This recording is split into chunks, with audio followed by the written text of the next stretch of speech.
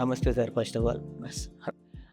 చాలా అసలు బ్లెస్‌తో ఉన్నా సార్. ఫస్ట్ ఆఫ్ ఆల్ మిమ్మల్ని ఇంటరాక్ట్ అవ్వడం అనేది చాలా సూపర్ అసలు. Hi sir.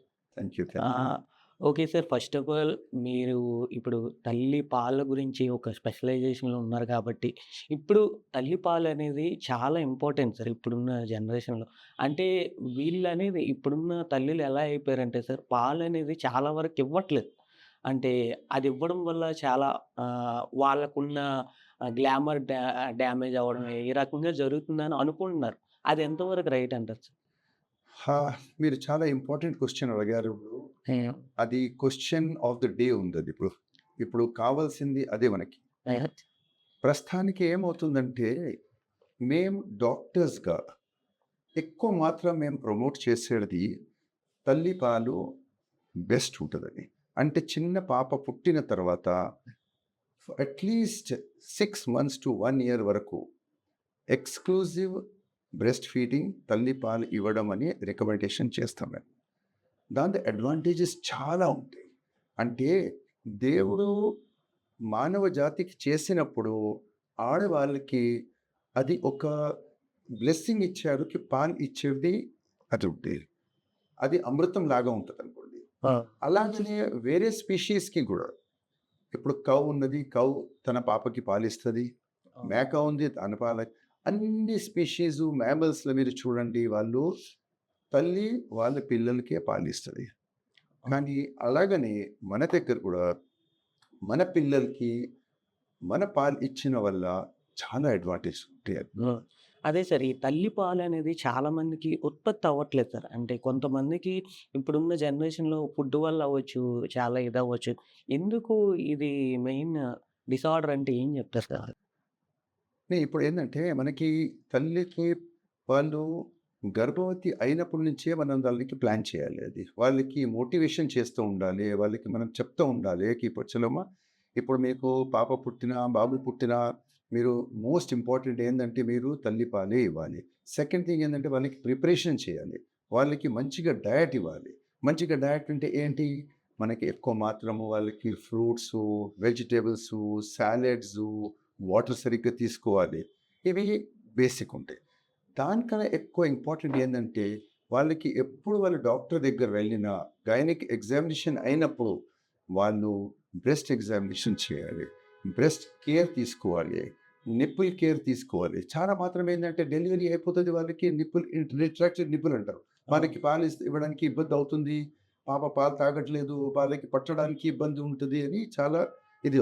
సో, అందుకొరకే ఎవ్రీ విజిట్ వెళ్ళినప్పుడు వాళ్ళు కూడా అలాగనే డాక్టర్స్ కూడా వాళ్ళకి రొటీన్ మోటివేషన్ చేసుకుంటా వాళ్ళకి ఎక్స్ప్లెయిన్ చేసుకుంటూ ఉన్నారంటే వాళ్ళకి అది మోటివేషన్ కూడా వస్తుంది. అండ్ సెకండ్ థింగ్ వాళ్ళకి తెలుసు ఇప్పుడు నాకు పాప పుట్టిన తర్వాత నాకు నాదే పాలు ఇచ్చేది ఉంది, నాకు వేరే తోవ లేదంటే ఆటోమేటికలీ అది పాల్ సెక్రీషన్ కూడా అవుతుంది. ఎందుకంటే డైరెక్ట్లీ బ్రెయిన్తోనే మనకి బ్రెస్ట్ అది ఉంటుంది, కనెక్షన్స్ ఉంటాయి. వాళ్ళు మంచిగా ఆలోచన పెట్టినా, వాళ్ళు మంచిగా పాలు ఇవ్వడం కోరిక చేసినారంటే ఆటోమేటికల్లీ ఆక్సిటోసిన్ రిలీజ్ అయ్యి పాలు వస్తూ ఉంటది.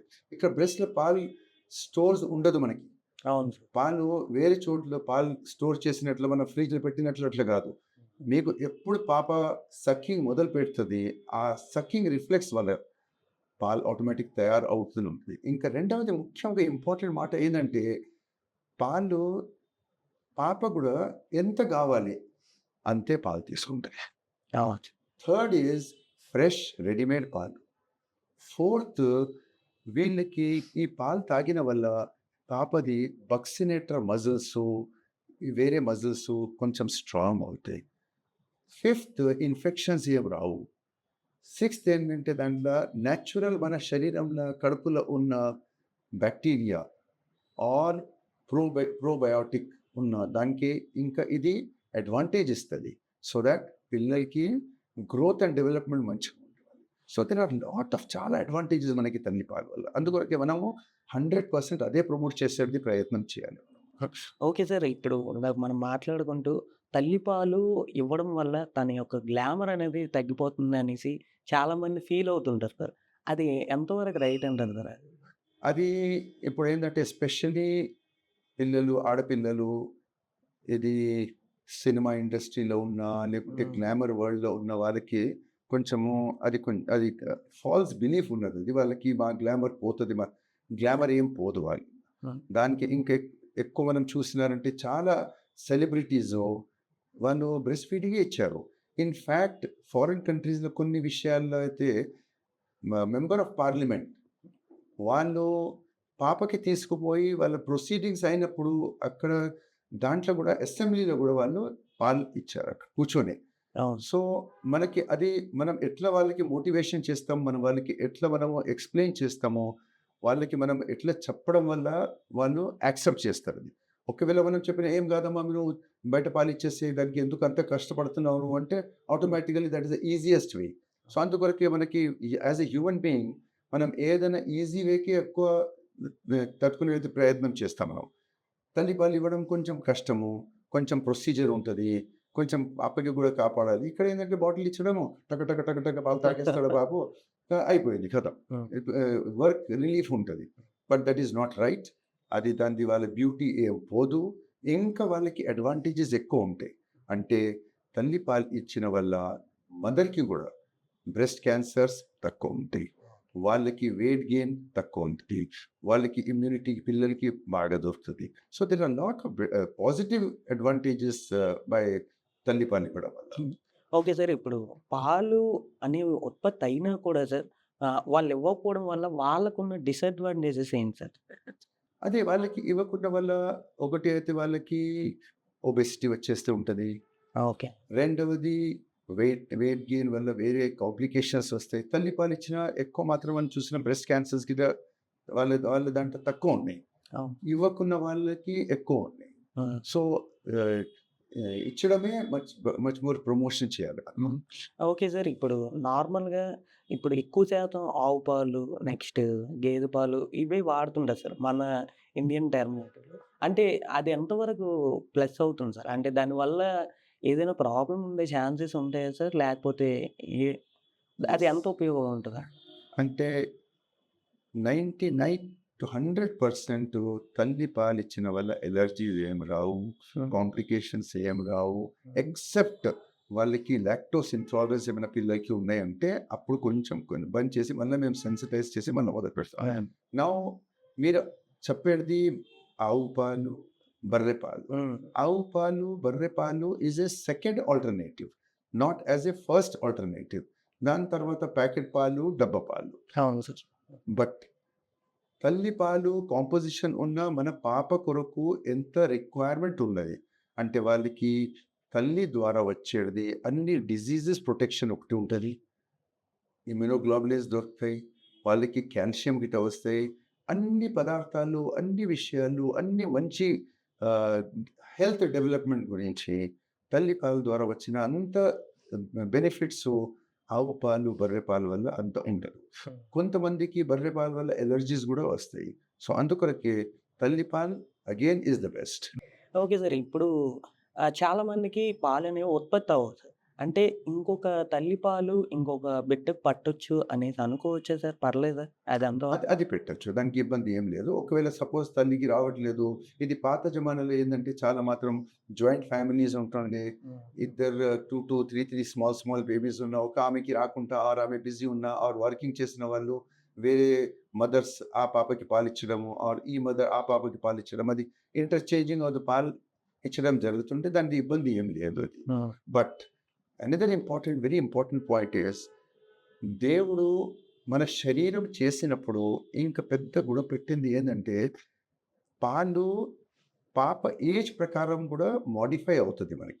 అంటే ఒకవేళ సపోజ్ కొంచెం ప్రీమెచ్యూర్ బేబీ ఉన్నదనుకోండి. అవును సార్. అదే తల్లికి ప్రీమెచ్యూర్ బేబీకి వచ్చిన కాంపోజిషన్ పాలు కొంచెం తేడా ఉంటది. టర్మ్ బేబీకి కాంపోజిషన్ కొంచెం తేడా ఉంటది. అంటే ఆమెకి రిక్వైర్మెంట్ ఎక్కువ ఉంది కాబట్టి కొంచెం అది మార్పులు గూడా కొంచెం అది ఉంటది. అది బెనిఫిట్స్ తల్లి పాలలో ఉంటాయి. హ్మ్. బయట పాలలో దొరకదు మనకి అది. Okay sir. ఇప్పుడున్న జనరేషన్ సార్ ఇప్పుడు ఎలా అయిపోయిందంటే సార్ జనరేషన్ చాలా ఎలా తయారయ్యారంటే చాలా డ్రగ్స్‌కి అడిక్ట్ అయిపోతున్నారు. నెక్స్ట్ సిగరెట్స్ అవ్వచ్చు, ఆల్కహాల్స్ అవ్వచ్చు. ఇప్పుడున్న జనరేషన్ అనేది అంతా ఇలా చేంజ్ అయిపోతుంది సార్. అసలు ఫస్ట్ ఆఫ్ ఆల్ దీనికి ఏంటి ముఖ్యంగా కారణం అంటే ఏంటి అంటే ఏం చెప్తారు సార్ మీరు? ముఖ్య కారణం ఏందంటే మనము ఎక్కువ మాత్రము మన కల్చరు, మన సివిలైజేషను, మన ఏన్షియంట్ పద్ధతులకి మార్చేసి మనము వెస్టర్న్ కల్చర్ అడాప్ట్ చేసేది ప్రయత్నం ఎక్కువ చేస్తున్నాం మనము. అంటే వెస్టర్నర్స్ ఏం తింటారు? Pizza, burger, Coke, chips, french fries అవి మనకి ఒక ఫ్యాషన్ అది. తినడం ఈజ్ ఎ ఫ్యాషన్. బట్ అది జంక్స్. ఈ దానివల్ల కూడా చాలా ప్రెగ్నెంట్ లేడీస్ ఆర్ వాళ్ళ హస్బెండ్ కూడా smoking, alcohol, smoking during pregnancy or even the husband wife pregnant ఉన్నప్పుడు స్మోకింగ్ చేసిన వల్ల వాళ్ళకి ప్రాబ్లమ్స్ వస్తాయి, పిల్లలకి ప్రాబ్లమ్స్ వస్తాయి. అంతేకాక సపోజ్ మనము మన sperm and egg తయారయ్యేది 2 to 3 months ముందు నుంచి. అంటే మేము దీనికి ప్రీ కన్సెప్షనల్ కౌన్సిలింగ్ అంటాం.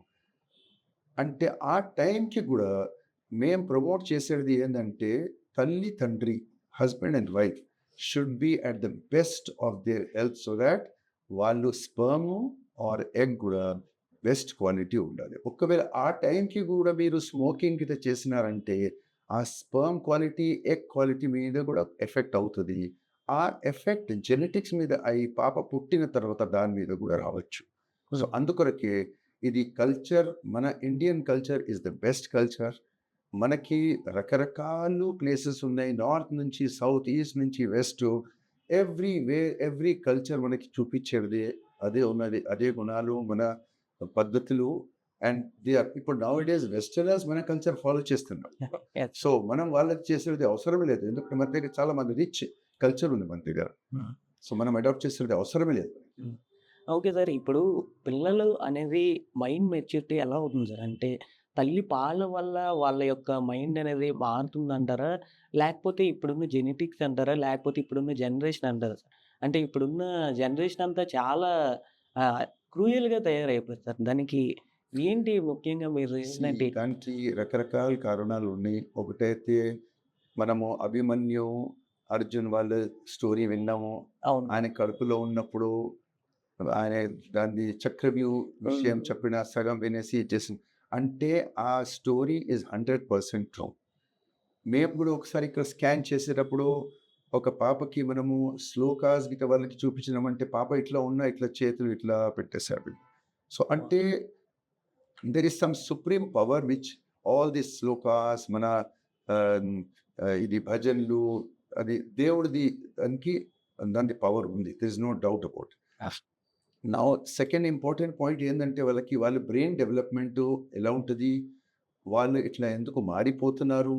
బ్రెయిన్ డెవలప్మెంట్ అయ్యేది starting right from the pregnancy నుంచి. మేము మదర్కి పాజిటివ్ యాటిట్యూడ్ ఉండాలి, పాజిటివ్ థింకింగ్ ఉండాలి, పాజిటివ్ గుణాలు ఉండేసి వాళ్ళు అది ఒకటి ఫస్ట్ ఫాలో చేయాలి.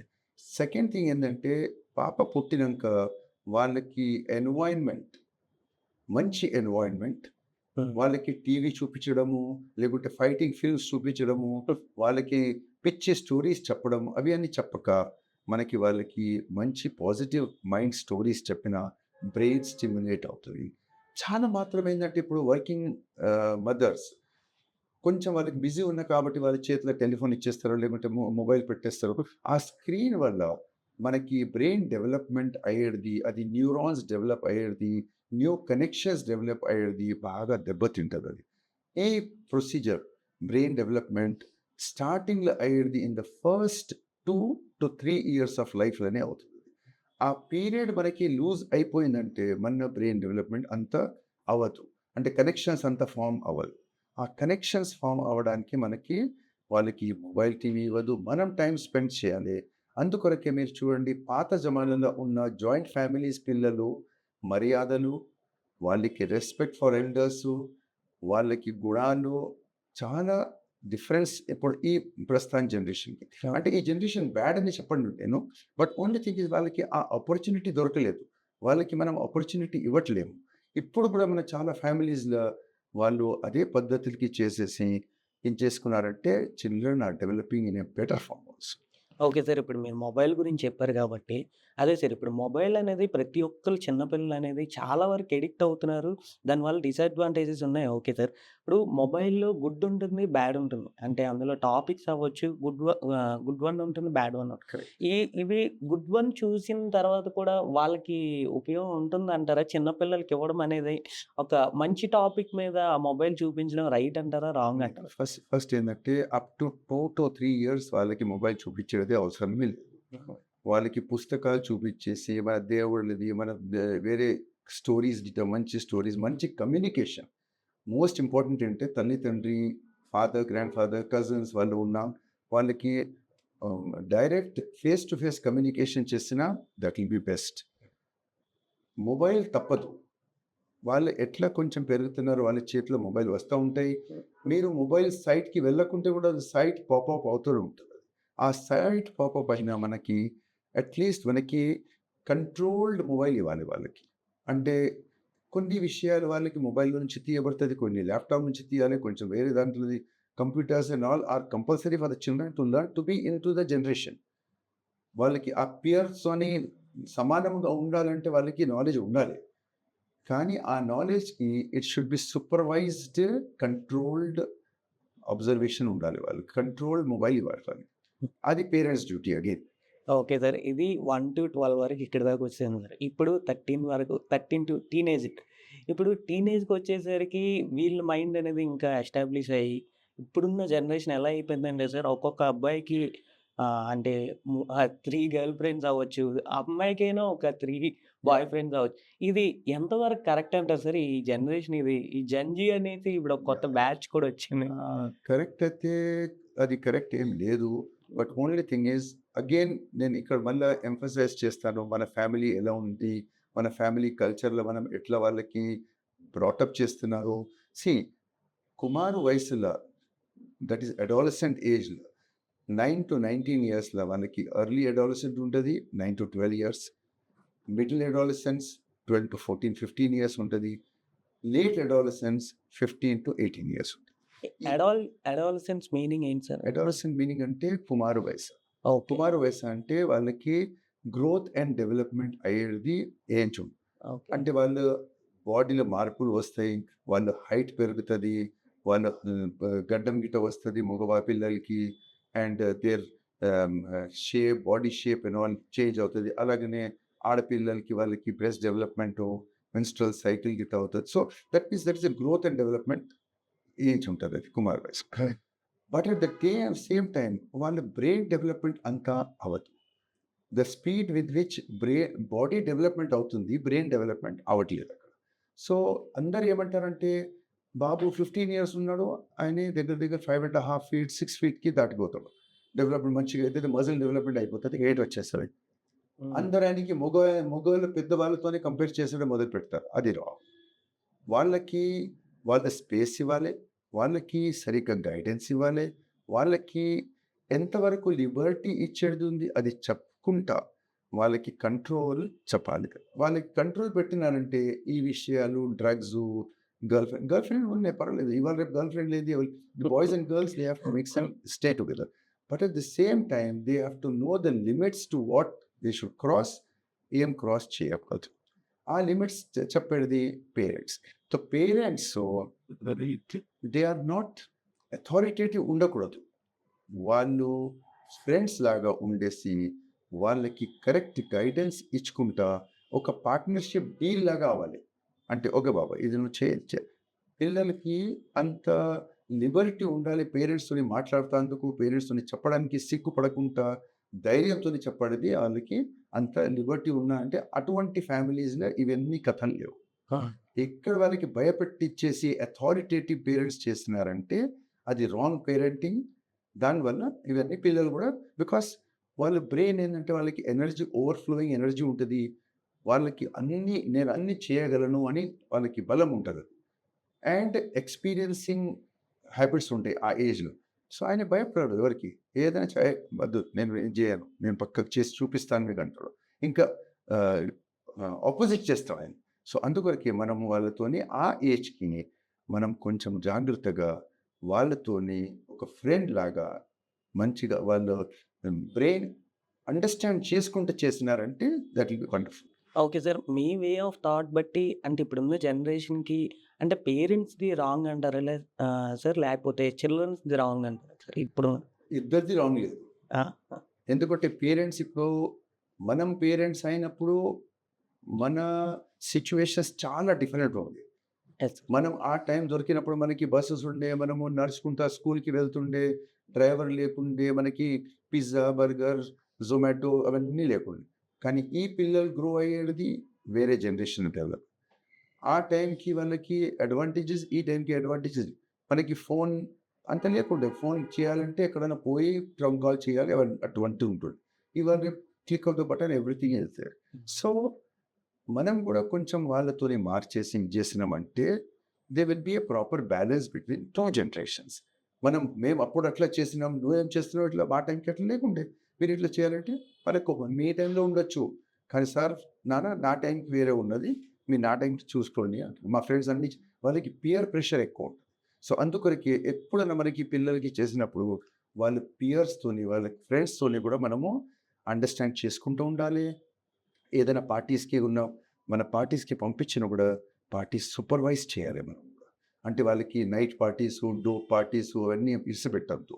అండ్ ఫ్రెండ్స్‌కి కూడా ఎలాగా ఫ్రెండ్స్ ఉన్నారు, వాళ్ళకి కూడా మనము కొంచెం మానిటర్ చేసుకుంటూ ఉన్నారంటే వాళ్ళకి ఆ టైంకి కరెక్ట్ చేసినారంటే కరెక్ట్ అయిపోతారు.